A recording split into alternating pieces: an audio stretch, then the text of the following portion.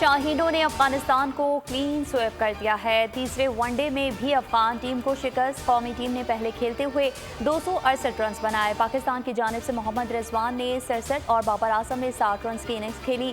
آغا سلمان نے 38، محمد نواز نے 30، فخر زمان نے 27 رنز بنائے۔ افغان ٹیم 49ویں اوور میں 209 رنز پر آؤٹ ہو گئی۔ شاداب خان نے 3 وکٹیں حاصل کی۔ مین آف دی میچ محمد رضوان اور امام الحق مین آف دی سیریز قرار پائے۔ ورلڈ کرکٹ بلائنڈ گیمز میں پاکستان نے بھارت کو ہرا دیا۔ برمنگھم میں کھیلے گئے فائنل میچ میں بھارت نے 20 اوورز میں 3 وکٹوں کے نقصان پر 184 رنز بنائے۔ قومی بلائنڈ ٹیم نے ہدف 15 اوورز میں 2 وکٹوں کے نقصان پر پورا کر لیا۔ ایونٹ میں پاکستانی کرکٹ ٹیم ناقابل شکست رہی، فائنل جیت کر گولڈ میڈل جیت لیا۔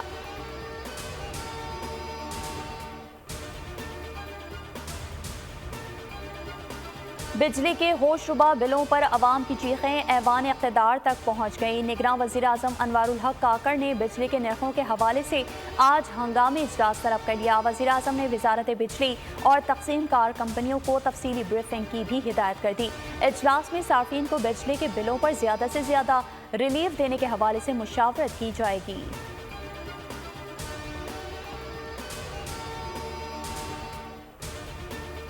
بجلی کے بھاری بھرکم بلوں کے خلاف عوامی رد عمل۔ احتجاج کے پیش نظر بجلی کی تقسیم کار کمپنیوں نے سیکیورٹی مانگ لی۔ لیسکو حکام کی تمام دفاتر پر سیکیورٹی انتظامات سخت کرنے کی اپیل۔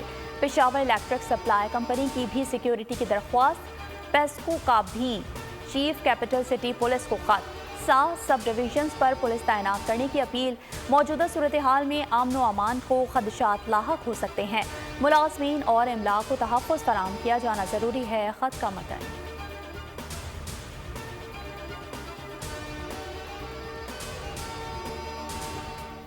ذخیرہ اندوز مافیا سرگرم۔ چینی کی قیمت آسمان پر۔ کوئٹہ میں چینی یکدم 35 روپے مہنگی، فی کلو قیمت 180 تک جا پہنچی۔ کراچی میں بھی دام 170 روپے سے بڑھ گئے۔ حیدرآباد والوں کو بھی 1 کلو چینی 170 سے 172 روپے میں ملنے لگی۔ لاہور میں چینی کا بحران سنگین ہو گیا، قیمت بڑھتے ہی مارکیٹ سے غائب ہو گئی۔ دیگر شہروں میں بھی بڑھتے قیمتوں نے غریب کی زندگی سے مٹھاس چھین لی۔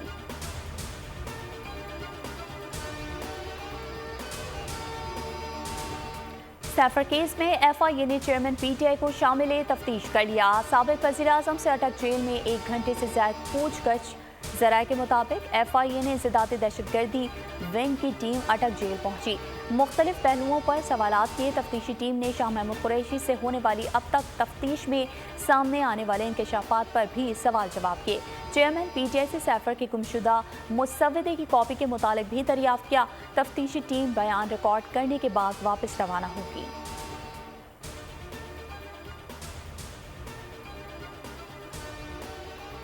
پاکستان تحریک انصاف پر پابندی لگے گی۔ سربراہ پی ٹی آئی پارلیمنٹیرینز پرویز خٹک کا بول نیوز کو خصوصی انٹرویو۔ کہا پی ٹی آئی کا کوئی سیاسی مستقبل نظر نہیں آ رہا، اتحاد کی کیا بات کریں گے۔ توشخانہ سیفر 9 مئی واقعات چیئرمین پی ٹی آئی کے لیے گلے کا پھندا بن گئے ہیں۔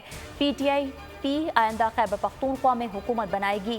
سابق وزیر دفاع نے بڑا دعویٰ کر دیا، بولے کسی بھی جماعت کے ملک دشمن ایجنڈے کی مخالفت کریں گے۔ افغانستان میں امن پاکستان کی ترقی اور خوشحالی کے لیے ناگزیر ہے۔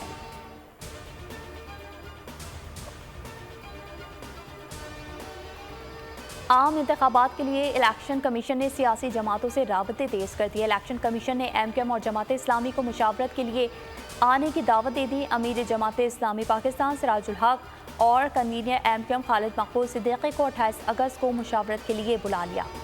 اسپیشل سیکریٹری الیکشن کمیشن ظفر اقبال نے مراسلہ جاری کر دیا۔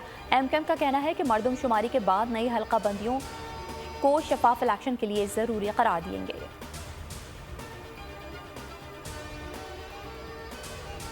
اور کراچی میں پولیس ان ایکشن، 2 مبینہ مقابلوں میں 4 ڈاکو پکڑے گئے۔ کورنگی لنک روڈ پر فائرنگ کے تبادلے میں زخمی سمیت 3 ڈاکو دھر لیے گئے۔ ناصر آباد نمبر 4 گجر نالے کے قریب سے ڈاکو زخمی حالت میں پکڑا گیا۔ گرفتار ملزمان سے اسلحہ، موٹر سائیکل اور موبائل فونز برآمد۔ شیرشاہ ریلوے پھاٹک کے قریب ڈکیتی مزاحمت پر فائرنگ کا واقعہ، 1 شخص زخمی۔ ریسکیو حکام کے مطابق زخمی شخص کی شناخت یونس کے نام سے ہوئی، اسپتال منتقل۔